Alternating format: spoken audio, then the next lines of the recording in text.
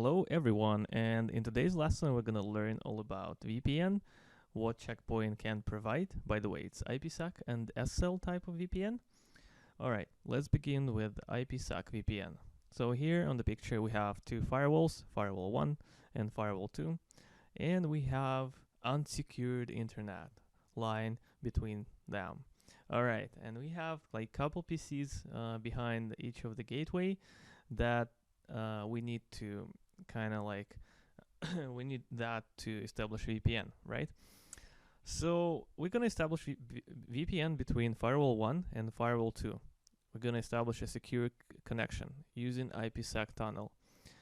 The way it works, we build two tunnels. The first tunnel is gonna be between Ethernet 1 and Ethernet 1 between two external peer IPs. So basically, the first phase, we build a VPN between our actual firewalls. So they need to have secured connection. And the second phase is basically we have to agree on the encryption domain that is actually set up something behind our private interface, right? So let's say on this side we have PC2, and I want that network to be behind my encryption domain. The same goes for Ethernet 0. It can be the whole network, it can be a bunch of networks, it can be some networks and some hosts that we define in the policy, and we're gonna discuss that, and I'm gonna show you that in the lab. But basically, in the second phase, we agree on the encryption domain, something that is set up behind our private interface. All right, so for the first phase is called the IKE phase, and in that phase we have the following parameters that our firewalls have to agree on: hashing, authentication, Diffie-Hellman group, lifetime encryption. So when it comes to hashing, it has to be either MD5 or SHA, and it has to match between actually on both of them. So when we set up a policy for VPN, it has to be the same. So when we specify it on firewall 1, it has to be the same on the firewall 2. Even if you are building VPN not between Checkpoint and Checkpoint, but let's say Checkpoint and some other vendor, these settings have to match. When it comes to authentication, it can be either an actual certificate we have to agree on or a pre-shared key. Let's call like a password. Diffie-Hellman group, it has to match as well. When it comes to lifetime, it can be either seconds or kilobytes. So what it is basically like when we open up a tunnel for the first phase, or maybe for the second one, a tunnel is going to last for a certain amount of seconds, or when it reaches a certain amount of kilobytes. So when we use it, a certain amount of kilobytes that's going through the tunnel. Some vendors use kilobytes, some vendors use seconds, and if it differs, we're not going to build a tunnel properly. So you got to keep this in mind. If this firewall on the left side is using seconds as a lifetime for phase 1 IKE, this one has to do the same thing. It actually goes for all of that stuff. And of course, encryption, how we're going to encrypt the file. And the second phase is called quick mode. This is basically what I told you. So we have to agree on the encryption domain. It has stuff like hashing, lifetime encryption, and of course agree on the subnets, upon subnets, hosts, whatever. So basically when we say on firewall 1, we define what is behind our private interface, and then we say where it's leading, to what networks and subnets and hosts we're leading to. And on firewall 2, we do the same thing. So we define something that is behind our private interface, and we show to our network where we're going, where that domain has to go. there are different ways how you can route all your traffic inside your VPN. In that topology that you see on the screen, you see that each gateway is connected to each other. That topology is called full mesh topology. This basically means that we can establish VPN between each of that gateway that we have connected. Let's say I have the out gateway on the top and I want to connect to the bottom one. I can definitely do that because it's a full mesh topology. And let's say I want to connect the VPN on the bottom to the gateway on the right. I will be able to do that because it's a full mesh topology.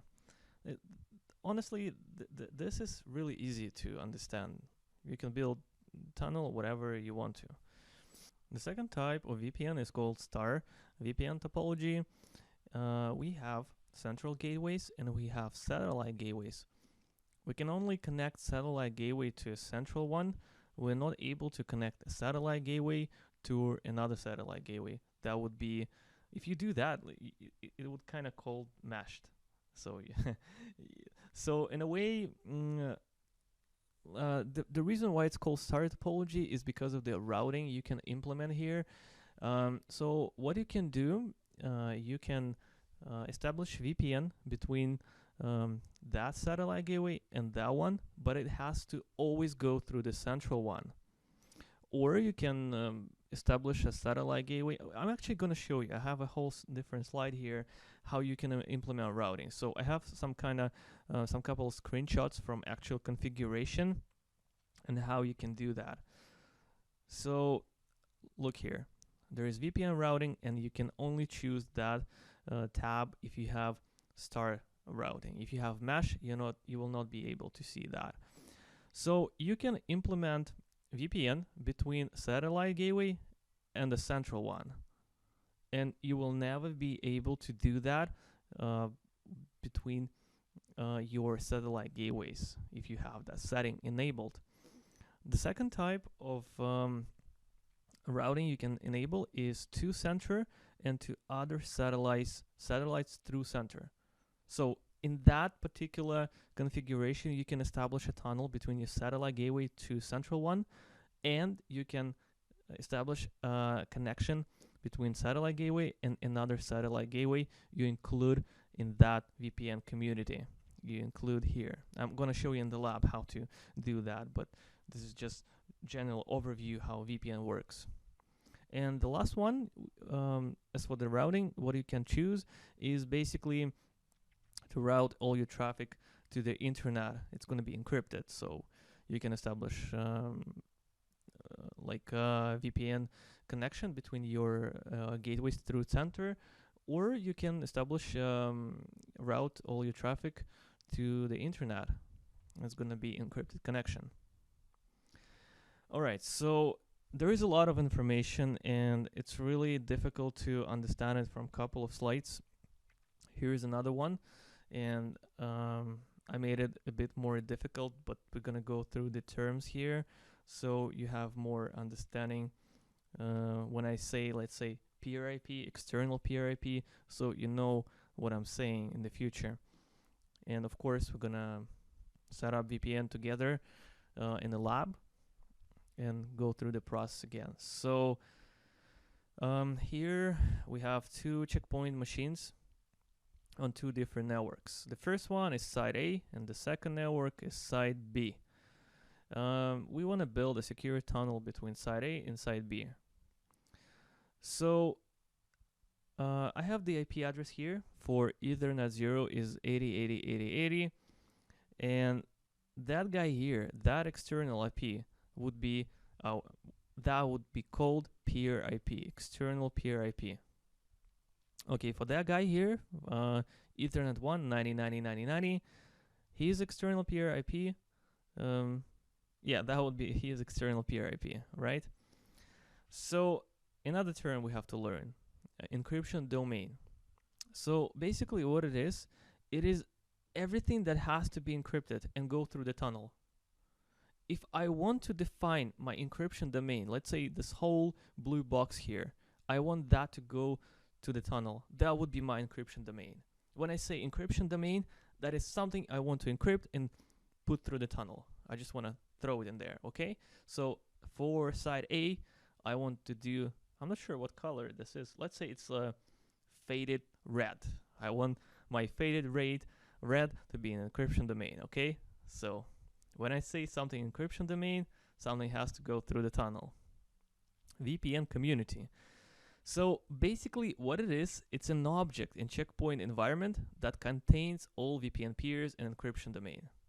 So this is the object I actually showed you before, this guy here. This is the object, this is VPN community. It has all kind of stuff. It includes VPN domain, it has like VPN peers, whatever we have to put in VPN. This is called VPN community. Okay, so here's actually a traffic flow. That guy tries to send a traffic, it goes in clear, then Checkpoint encrypts the traffic, it goes through the wire, through the tunnel, then Checkpoint decrypts the traffic, and it goes in clear to the host that the traffic was intended to. Alright, so when it comes to troubleshooting IPsec, I have actually worked for a VPN support team for almost a year, even more. And I've fixed over, I don't know guys, maybe over 1,000 cases related to VPN, especially to IPsec. Something I'm going to show you here that's going to actually help you fix most of your problems. Sometimes it might not be that easy. Sometimes cases get complicated. But that scheme here actually fixed me maybe 80% of the cases. A lot of the cases I fixed using the scenario I have here. I prepared that for you, so use it for your pleasure. Alright, so first what do you have to do? You have to run a debug. You open up a console on Checkpoint Gateway and type in command VPN debug trunk. It enables a debug. Yeah, I actually have it here. Look, the second one, you do VPN to you. Here you can see all your IKEs, essays, everything related to your connection for a VPN. And we need to remove phase 1 and phase 2 from the system. You can click 0 if you want to delete all IKEs and essays, but I'm sorry guys, just heard some kind of weird sound outside. I'm so sorry about this, but keep in mind, if you are in production, you don't want to really click 0 because you're going to reset all your VPN related connections. It's going to kill it, so you're going to have angry customers. Alright, so next you have disable secure Excel. This is the feature that accelerates traffic. The reason why you need to do that, because if you don't disable that, you might not see all information. The next thing we have to do is to initiate VPN traffic from both sites. The actual traffic that has to go through the tunnel. Remember when I said encryption domain? So from one encryption domain, we have to ping something on the other side of encryption domain. Let's say from side A to side B. The same way, we have to do this from side B to side A to have more accurate information in case we're not able to establish VPN from one side and I can do from the other one. You kind of get the idea. Just ping it so we can see something in our debug. So then we have just enable our secure Excel feature. Then we disable debug off. Once you do that, it generates 2 types of files. The first one VPND and the second one is IKE. Don't worry about VPND for now. This is more related to how the daemon works of VPN. What you care about is IKE. This is connected related information you're gonna have. It's stored right here. The path you're gonna use to retrieve IKE ELG file. Once you get it from here, yep, look at here, the whole path here. This is just this like a link. Here's the whole path. You just grab the IKE.elg file. And then you have to download the IQ utility. It's you can download this on Checkpoint support website. Looks like that. Simple applications. It asks you open an IQ file. You just say yes and open up an IQ. So what you do with that? First, you need to kind of like understand how it works, how we define phases. So the first phase is labeled main mode or aggressive mode. The second phase is called either QM or quick mode. If we see packets with that arrow to the left, it means packet that checkpoint received from the peer. If we have it to the right, that packet checkpoint is sending to a remote peer. All right, so basically you're gonna see the whole connection in the IC debug file. If you have no problems, you're gonna see all the packets in there.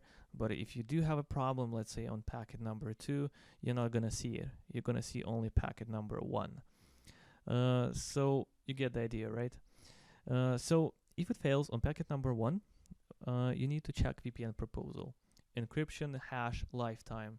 Remember when I told you the haggle things you have in phase 1, so you have to check that in the settings.